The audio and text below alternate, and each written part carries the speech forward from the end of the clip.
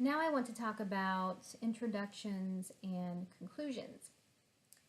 So, pretty much in every paper that you write, whether it's a narrative or research, you want an introduction that draws the reader in.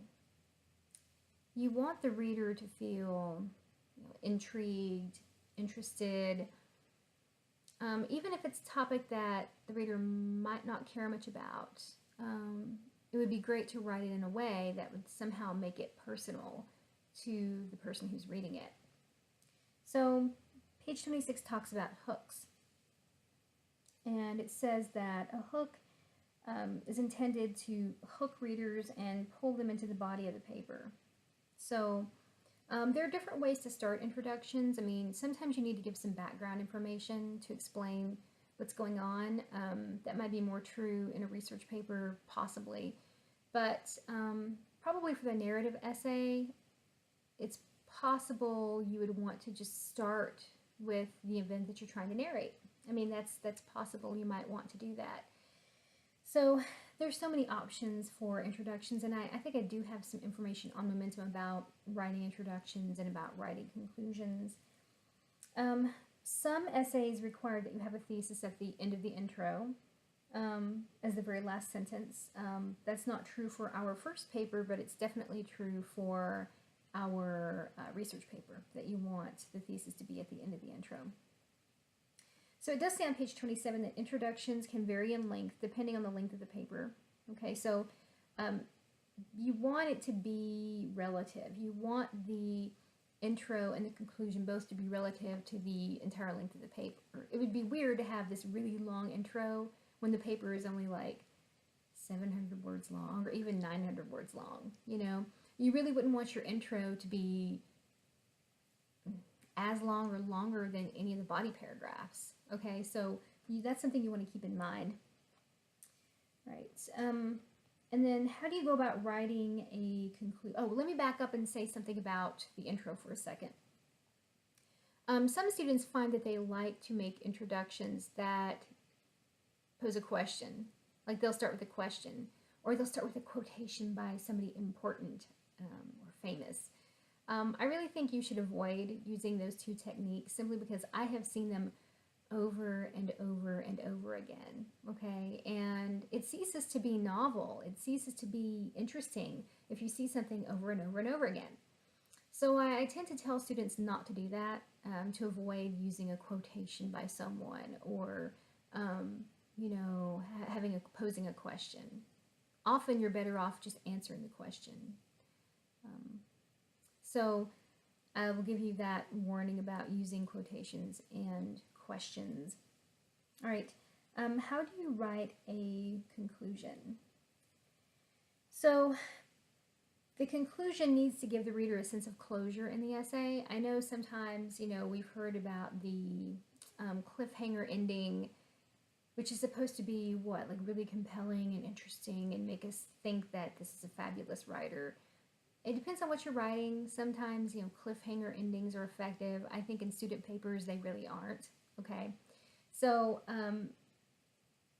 you want to respect your reader by giving your reader a sense of closure because your reader has invested how much time reading your essay, and you don't just want to stop, and sort of like a joke or something like, haha, you read all this way and I'm not going to tell you anything, right? So you don't want to do that. You do want to have a sense of closure in the essay. There are so many different ways you can do it, though. I think probably for this narrative essay, it would be a good idea to give the reader a sense of insight or significance about the event you described. What are the implications of this event? How has it affected you? That kind of thing. Right. It does say on page 28 that the conclusion should also take into account possibly the purpose of your essay overall. So, if your purpose, if you were trying to entertain your audience, then you might end with a climactic moment or realization. You might, if you're trying to inform, you might end with a summary or key points, although I don't advise that if your paper is very short because the reader just read that. The reader hasn't forgotten. The reader doesn't need a summary of points.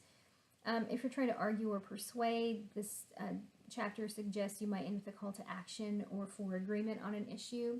So really, I think you guys will be writing more for entertaining and informing. So instead of summarizing, it's probably a good idea, like I mentioned before, to just try to give the reader some insight about why this event was important. You know, what are the long-term implications of it? You know, in what way was it meaningful? That kind of thing. Okay, let me see if there's anything else I want to say about intros or conclusions.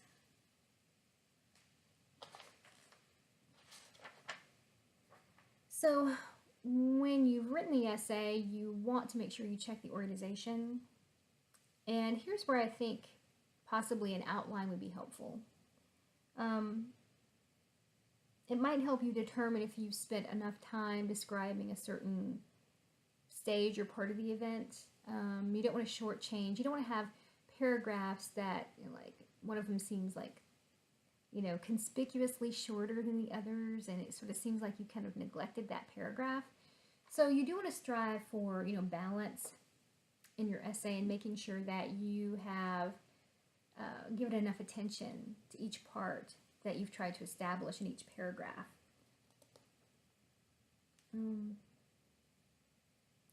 I do want to point out the comment at the bottom of page 29. It says, in the very last paragraph, it says, sometimes teachers and textbooks tell you to outline your paper before you begin drafting. It is a rare writer who can do so. Yeah.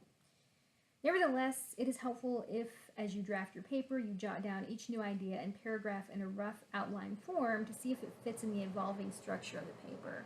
And I think that's probably a good idea, but I found too often that students, if they make an outline, they're like, I must stick to this outline. You know, I can't change anything.